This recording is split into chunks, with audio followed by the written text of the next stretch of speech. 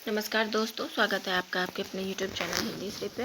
हम सभी राम स्वरूप चतुर्वेदी जी की मूल पुस्तक हिंदी साहित्य और संवेदना के विकास का वाचन कर रहे हैं। पीछे की कक्षा को आप प्लेलिस्ट पर जाकर देख सकते हैं। आगे का वाचन कुछ इस प्रकार है। संस्मरण हम लोग वाचन कर रहे थे। संस्मरण लेखन में प्रसिद्ध साहित्यिक पत्रकार बनारसी दास चतुर्वेदी को भी पर्याप्त सफलता मिली है। उनके संस्मरणों के चरित्र अपेक्षया विस्तृत क्षेत्र से चुने गए हैं और मानवतावादी भावभूमि में लेखक की गंभीर निष्ठा व्यक्त करते हैं। संस्मरण 1952 में संकलित सभी गद्य खंडों में उपयुक्त विशेषताएं देखी जा सकती है, पर उनकी शैली में व्यक्तित्व विश्लेषण कम है।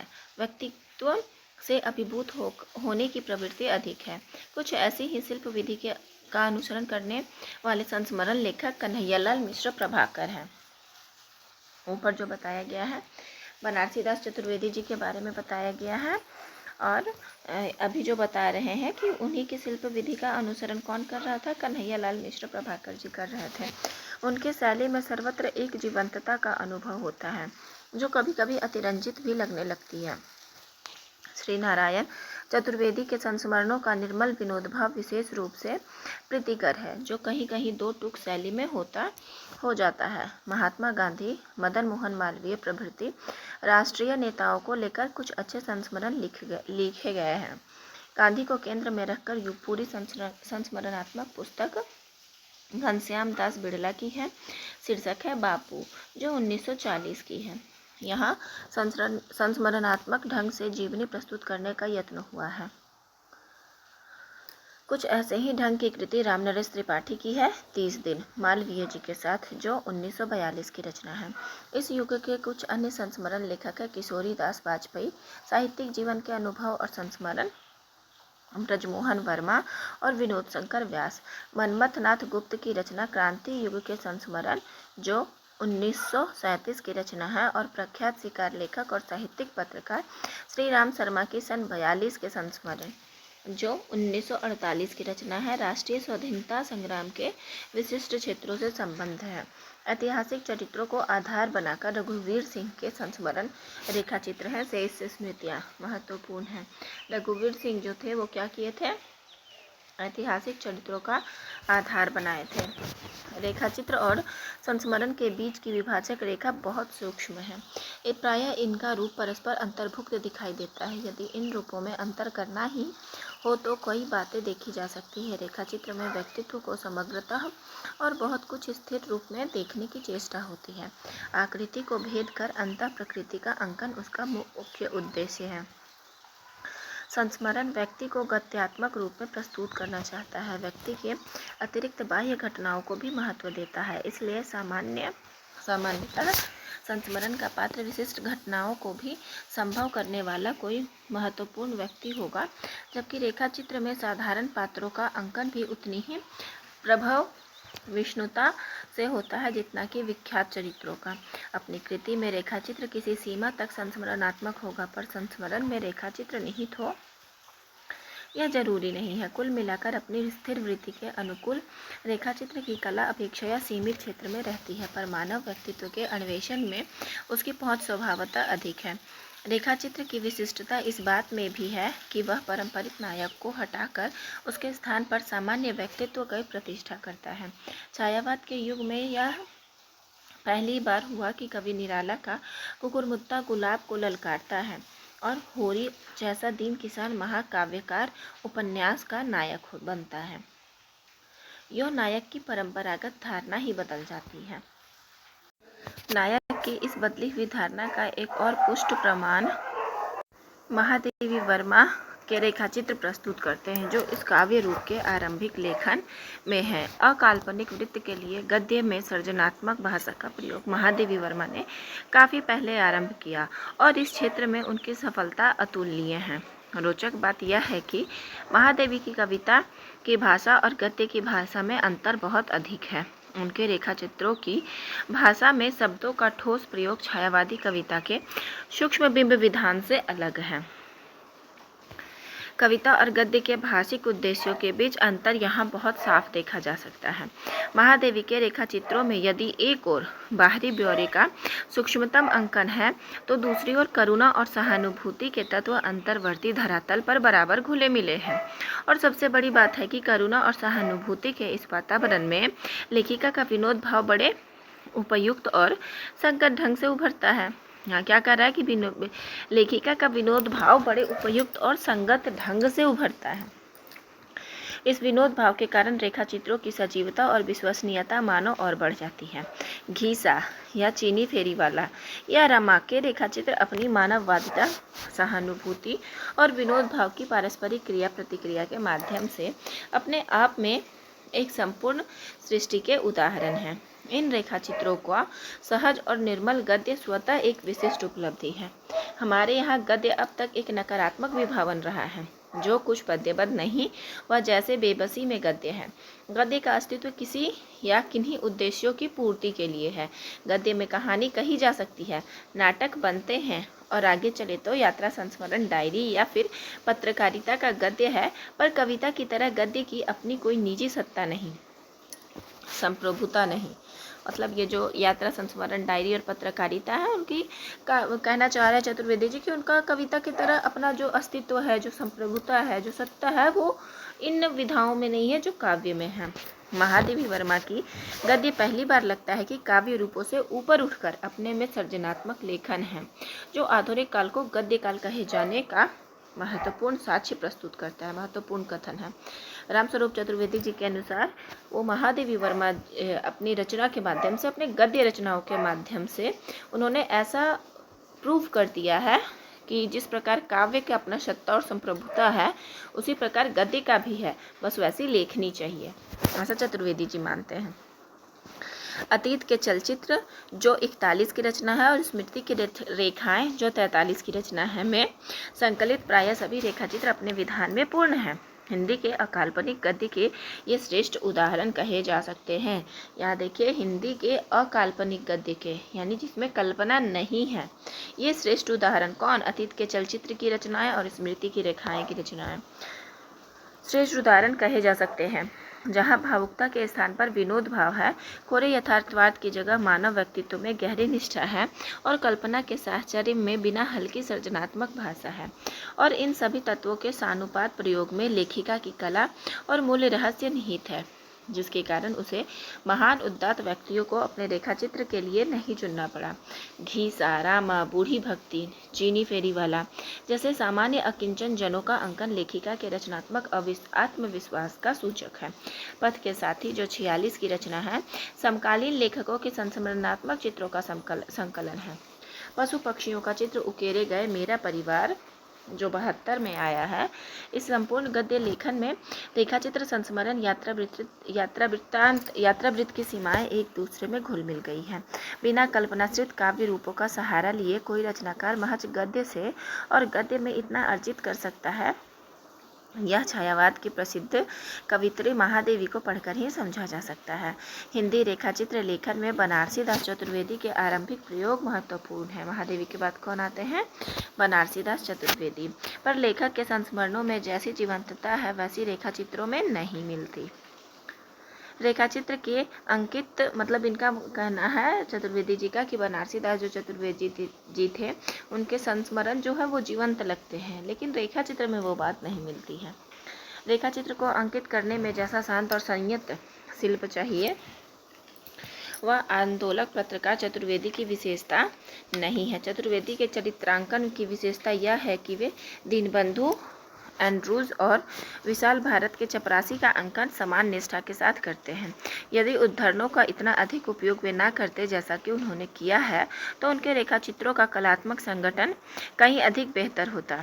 रेखाचित्र जो 1952 की है, उनके रेखाचित्रों का संकलन है। किन के? बनारसी दास चतुर्वेदी जी के, जो कब आई है? 1952 में आई है। शिकार साहित्य के अप्रतिम लेखक श्री राम शर्मा के रेखाचित्रों की अपनी विशेषता है।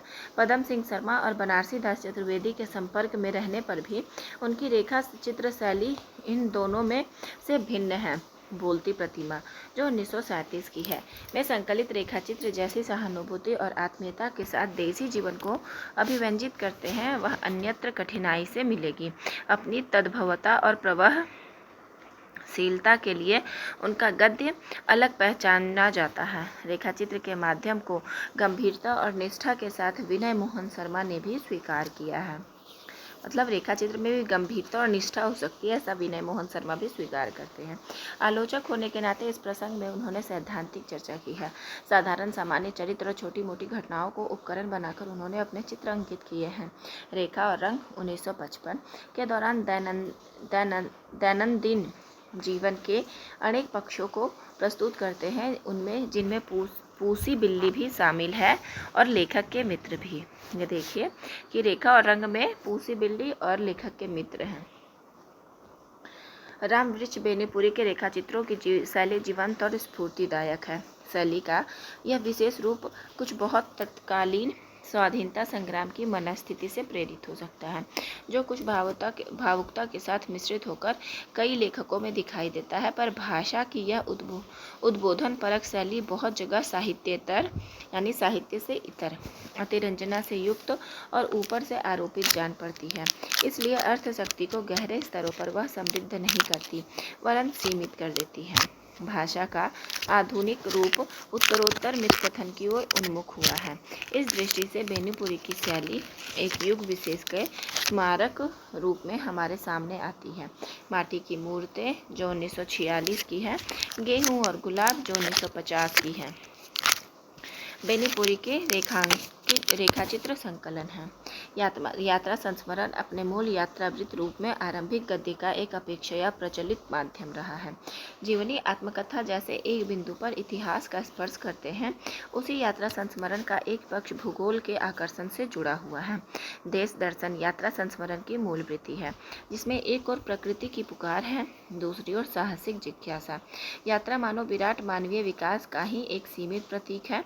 इस दृष्टि से यात्रा संस्मरण लेखक और पाठक दोनों के लिए एक आदिम प्रतीक और पुराण कथा की भांति बार बार अपने को खोलता चलता है। आरंभिक रूप में यात्रावृत्त स्वभावतः परिचयात्मक और स्थूल वर्णन प्रधान थे। विदेश जाने वाले यात्री पानी के जहाज पर ऐसे वर्णन करते थे मानो किसी विशाल राजा प्रसाद का हाल बता रहे हों। उनके वर्णन में प्रायः एक बाल सुलभ उल्लास और उत्साह रहता था। फलस्वरूप उनकी दृष्टि आकारों पर इतनी अधिक थी कि अंतरंग प्रायः उपेक्षित और विस्मृत होता था। आधुनिक यात्रावृत्त या कहिए यात्रा संस्मरण आकारों और आकृतियों और अंतरंग का एक उत्तरोत्तर बेहतर अनुपात खोजने में संलग्न रहा है। भाषा को सृजनात्मक और संवेदन के सूक्ष्मतर बनाते हुए भारतेंदु ने कई यात्रा विवरण और रोचक शैली में प्रकाशित किए थे, पर ये संक्षिप्त निबंध रूप में थे। हिंदी के शुरू के यात्रावृत्तों में बाबू शिव प्रसाद गुप्त की कृति पृथ्वी प्रदक्षिणा जो 1924 की है उल्लेखनीय है। जैसा नाम से स्पष्ट है, इस पुस्तक में विश्व भ्रमण का रोचक आख्यान है जो अनेक चित्रों के साथ प्रस्तुत किया गया है। मौलवी महेश प्रसाद की ग्रंथ मेरी ईरान यात्रा जो 30 की रचना है, उतनी महत्वाकांक्षी रचना नहीं है। सरल भाषा और आत्मीय शैली उसकी प्रधान विशेषताएं कही जा सकती है। इन आरंभिक यात्रावृत्तों से प्रकट होता है उस काल के लेखक के लिए अन्य क्षेत्रों के भांति ही यात्रा वर्णन में भी विषय का मोह और महत्व अधिक था। विदेश यात्राएं प्रायः वृत्तों का आधार बनती थी। लंदन यात्रा के कई वृत्त इन दिनों लिखे गए। भगवान दीन दुबे ने सरस्वती में ऐसे कई वृत्त प्रकाशित किए थे। हिंदी लेखकों के अप्रतिम घुमक्कड़ और कथाकार राहुल सांकृत्यायन जी ने कई यात्रा वृत्त प्रस्तुत किए हैं। भूगोल के अतिरिक्त समाज, इतिहास और संस्कृति की तह तक इन वृत्तों में उनकी निगाह पहुंचती है। यद्यपि शैली उनकी भी इतिवृत्त प्रधान है।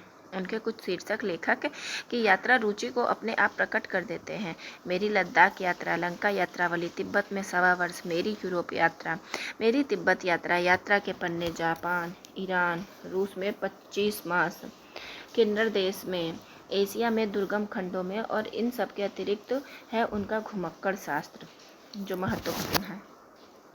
घुमक्कड़ शास्त्र जो 48 में आया है, 1948 में। ये अधिकांश वृत्त 1926 से लेकर के 46 के बीच प्रकाशित हुए थे।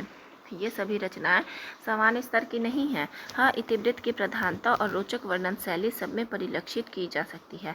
हिंदी यात्रा साहित्य में राहुल का योगदान परिमाण और वैविध्य दोनों दृष्टियों से महत्वपूर्ण है। बहुत से ऐसे विविधतापूर्ण यात्रावृत्तों के लेखक स्वामी सत्यदेव परिव्राजक रहे हैं।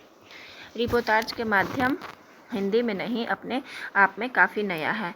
बहुत कुछ 20वीं शताब्दी का विकास है। याद रखिएगा कि रिपोर्टाज कौन है जो 20वीं शताब्दी का विकास है।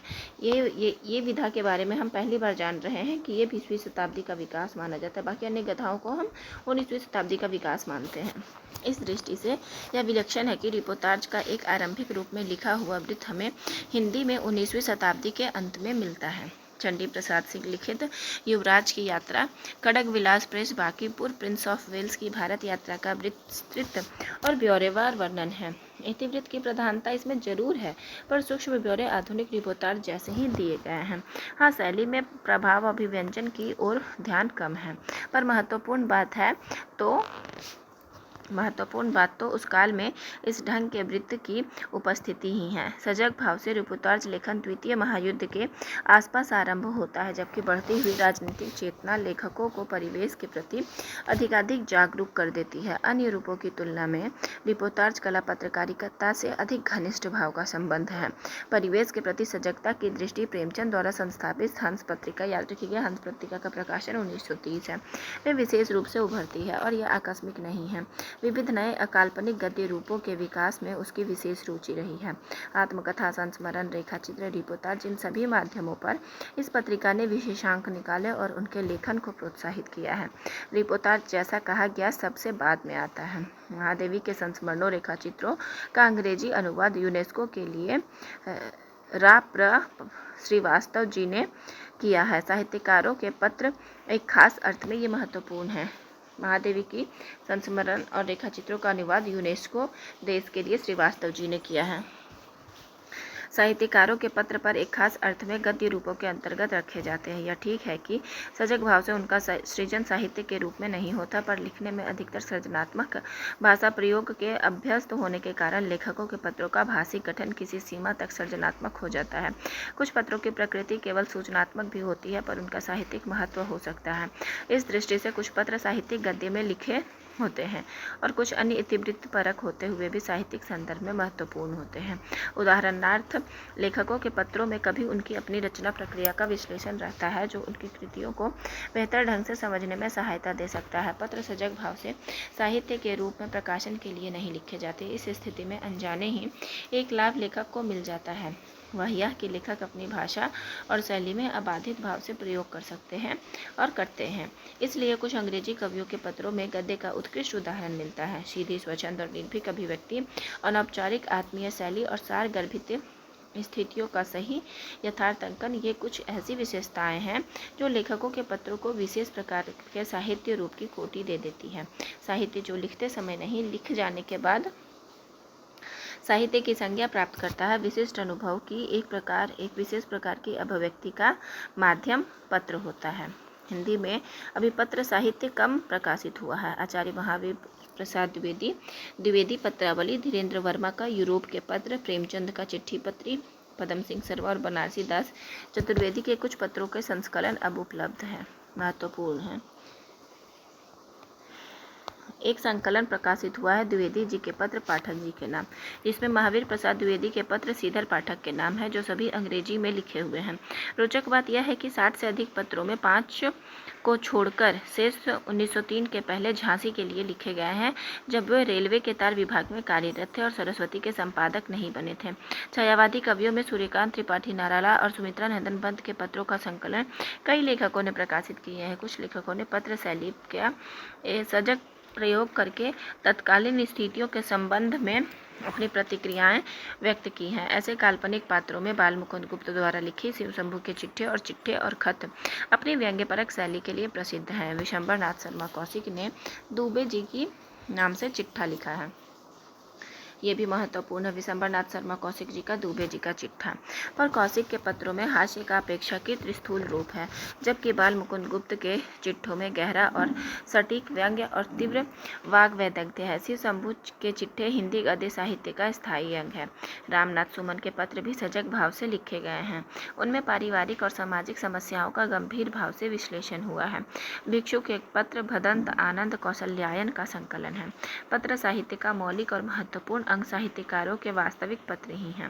महावीर प्रसाद द्विवेदी और प्रेमचंद के पत्र दो महान लेखकों के व्यक्तित्व को सहज भाव से प्रकट करते हैं, साथ ही अपने साहित्यिक युग का बड़ा सजीव चित्र भी उपस्थित करते हैं। लेखकों की समकालीन परिस्थिति की जटिलता का कुछ अनुमान उनके पत्रों के माध्यम से हो सकता है, और फिर बहुत से पत्र स्वतंत्र रूप से गद्य और शैली रचना के उत्कृष्ट उदाहरण हैं। सच तो यह है कि पत्र साहित्य अकाल्पनिक गद्य वृत्त का एक स्तर पर बड़े अच्छे ढंग से प्रतिनिधित्व करता है, क्योंकि कल्पना का अंश उसमें है नहीं। अतः सृजनात्मकता का सारा दायित्व भाषिक गठन पर है।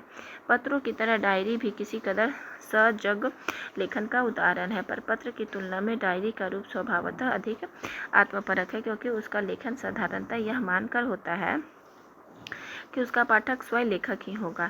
इसलिए डायरी जैसी निजी और स्वच्छंद अभिव्यक्ति अन्यत्र अकल्प्य है।